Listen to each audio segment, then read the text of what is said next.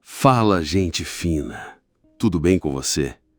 Olha, muito obrigado por você ter clicado nesse vídeo. Obrigado de coração por estar aqui. E se aquilo que você chamou de mal, na verdade fosse apenas alguém que foi mal interpretado?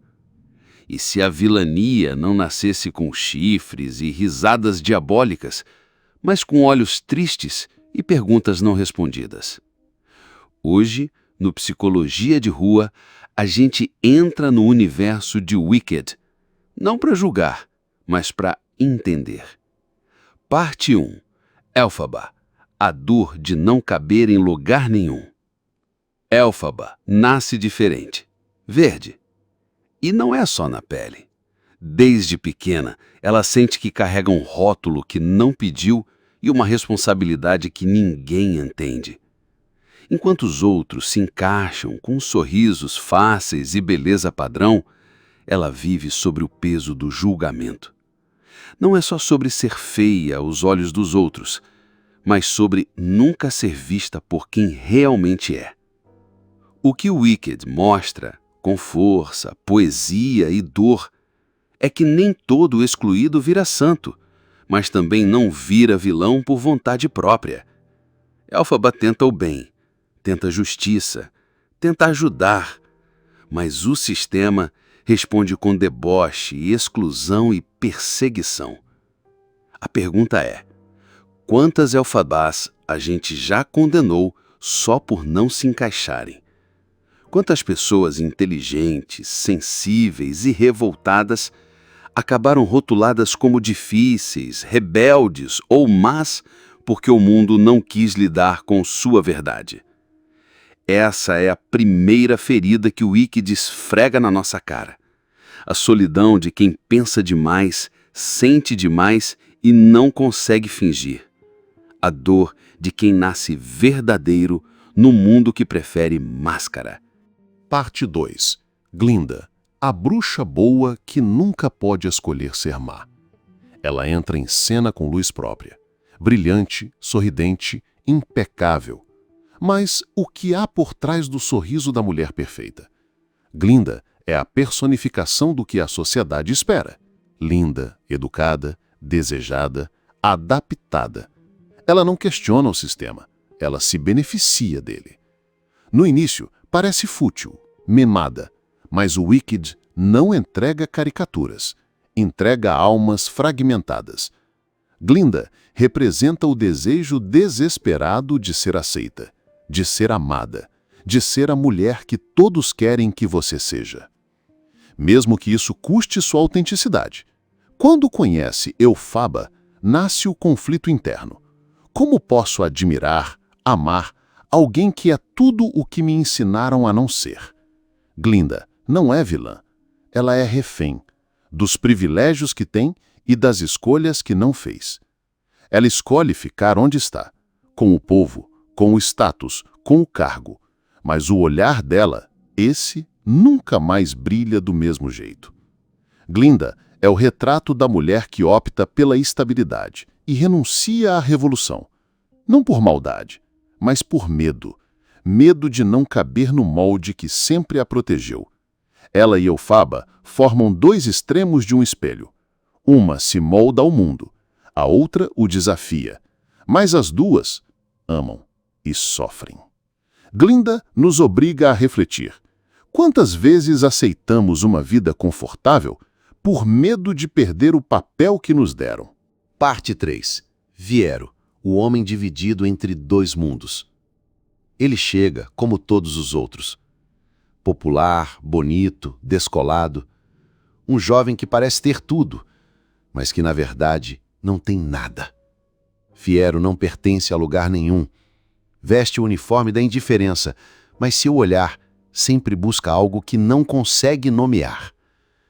Ele é o típico homem que aprendeu a esconder o coração. Apenas faz o que se espera, namora a mulher certa, finge não se importar com nada. Mas Elphaba o confronta, não com gritos, mas com a verdade, com aquilo que Fiero mais teme, a profundidade. Em Glinda, ele vê o reflexo de que ele deveria querer. Em Elphaba, ele encontra o que nunca soube que precisava. Fiero é dividido entre a imagem e a essência, entre a aparência e o despertar. A escolha dele é silenciosa, mas definitiva. Ele abandona a farsa, rompe com o papel que lhe foi dado e decide ser verdadeiro. Mesmo que isso custe a sua liberdade, mesmo que o mundo diga que ele está errado. Fiero é o símbolo da masculinidade em crise, do homem que escolhe o amor, a coragem e a verdade, mesmo quando isso significa desaparecer no processo. No fim, ele é prova viva de que a liberdade tem um preço e que o amor de verdade não é o que brilha, mas o que permanece mesmo quando tudo à volta desmorona. Parte 4. Madame Morrible. A manipulação por trás da cortina. Ela fala bonito, sabe usar as palavras, é culta, articulada, carismática. Mas, por trás dos elogios e sorrisos, vive o controle. Madame Morrible representa um tipo de poder muito comum, mas difícil de identificar, aquele que se esconde nas boas intenções. Ela não grita, não impõe pela força, ela seduz com promessas, promete sucesso, influência, reconhecimento. E como negar isso? Quem, sendo jovem e idealista, não cederia ao convite de uma mentora tão poderosa? Madame Morrible é a sociedade quando convence alguém a abrir mão de sua essência em troca de um lugar na vitrine. Ela representa o sistema educacional que molda, mas não inspira. A política que manipula, sem parecer autoritária. A propaganda que vende sucesso, mas cobra a alma em prestações. Com Elphaba, ela age como uma caçadora que vê poder bruto e quer usá-lo. Ela não quer formar, quer domesticar. Mas Elphaba não aceita o molde, e por isso se torna inimiga. A ironia? Morrible diz que promove a ordem, mas é o caos silencioso em forma de retórica.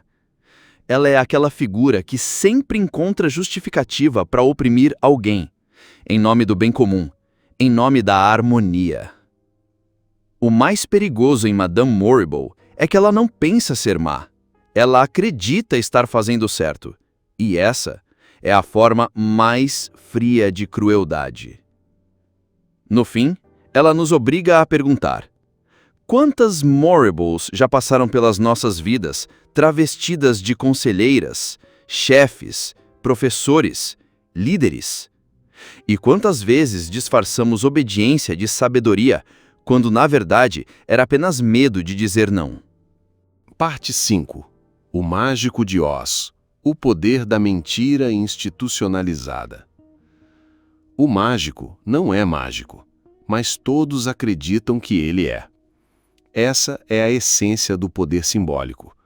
A autoridade que não se apoia na verdade, mas na crença coletiva. O Mágico de Oz representa o sistema que governa não por mérito, mas por manipulação. Aquele que se esconde atrás de cortinas, de cargos, palácios, telas e fardas. Ele não tem poder real, mas domina por meio de aparências. Ele nos lembra das estruturas que comandam pela imagem. Marcas, governos, figuras públicas. Não importa o que são de verdade, mas o que fazem parecer.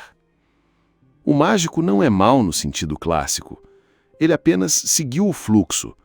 E um dia, quando se viu no centro do palco, teve medo de revelar que era só um homem comum. Ele é o reflexo de todos que, por medo de perder a admiração dos outros, preferem sustentar a farsa a viver a verdade. O mais triste, talvez ele tenha começado com boas intenções, talvez só quisesse ajudar, mas quando a mentira vira pilar, a queda se torna inevitável. No mundo real, quantos mágicos governam a política, a mídia, as religiões e até os lares. Quantos se escondem atrás de discursos bonitos, mas não teriam coragem de se mostrar vulneráveis? O mágico de Oz nos ensina que o maior poder é o de não precisar fingir que tem poder. E que, às vezes, o mais revolucionário que alguém pode fazer é mostrar a verdade, mesmo que isso custe o trono. Parte 6. A relação entre Elphaba e Glinda. Rivalidade, identidade e perdão. Elphaba e Glinda são opostas, mas ao mesmo tempo são o espelho uma da outra. Elphaba representa o inconformismo, a ferida que virou força. Ela carrega na pele e na alma o peso de ser diferente. Glinda, por outro lado, representa o desejo de pertencimento. Ela busca ser amada, aceita, aplaudida. Mas isso tem um preço: silenciar partes de si. No início, as duas se estranham. São a colisão entre dois mundos: um mundo que grita e um mundo que se adapta. Mas com o tempo, nasce algo raro: respeito, afeto e uma forma de amor que não se explica com palavras. Elas bridam, se decepcionam, mas também se reconhecem. Elphaba mostra a Glinda que há vida além do espelho, que ser amada por todos às vezes significa trair a si mesma. Glinda mostra a Elphaba que não é errado querer leveza, que viver não precisa ser apenas resistência e dor. O auge dessa relação está no momento da despedida. Ambas sabem que não serão lembradas da mesma forma. Uma será a bruxa má, a outra a bruxa boa. Mas naquele instante, elas se enxergam sem rótulos, apenas como duas almas tentando acertar, num mundo que exige máscaras. Essa relação nos fala sobre escolhas, sobre empatia e sobre a coragem de amar mesmo quem pensa diferente de você. Elphaba e Glinda são o lembrete de que as pessoas não precisam ser iguais para caminharem lado a lado, mesmo que por um tempo. E que, no fim, a amizade de verdade é aquela que te permite ser quem você é, sem precisar se explicar o tempo todo. Parte 7. O que Wicked nos ensina sobre liberdade, identidade e coragem? Há histórias que nos encantam, e há histórias que nos confrontam. Wicked faz as duas coisas ao mesmo tempo. Ela parece um conto de fadas, mas é um espelho da vida real. Um espelho desconfortável, porém necessário. Elphaba, com sua pele verde e alma indomável, nos lembra que a diferença é o que nos torna inteiros. Glinda, com sua beleza reluzente e coração em busca de aprovação, mostra o preço de se moldar às expectativas. Fiero, dividido entre o status e o amor verdadeiro, revela a dor de viver em conflito com quem se é. E juntas, essas figuras nos mostram que a vida não é sobre agradar a todos. É sobre ter coragem de ser fiel à própria essência, mesmo que isso custe tudo. No mundo que constantemente tenta pintar o certo e o errado em preto e branco, Wicked nos mostra que a verdade mora nos tons de cinza. Muitos chamaram Elphaba de bruxa, mas poucos enxergaram uma mulher que lutava contra um sistema corrupto. Poucos ouviram sua voz antes de julgá-la por sua aparência. E quantas vezes isso acontece com a gente? Quantas vezes fomos rotulados, ignorados, descartados, por ousarmos pensar diferente? Por falarmos a verdade quando o mundo inteiro escolhia o conforto da mentira? A jornada de Wicked não é só mágica, ela é humana, ela é sobre coragem, sobre lealdade e sobre o preço de seguir o coração, mesmo quando tudo parece estar contra você. No final, a bruxa má não era má, ela só era incompreendida. E talvez, no fundo, todos nós sejamos um pouco Elphaba também. Se essa análise te tocou de alguma forma, Compartilha com alguém que precisa ouvir isso. Deixa teu like, teu comentário sincero. Aqui a gente não vende opinião pronta. A gente provoca reflexão. Porque a liberdade começa quando você decide pensar por si. Nos vemos no próximo vídeo. E nunca se esqueça: ser diferente é o que te torna necessário.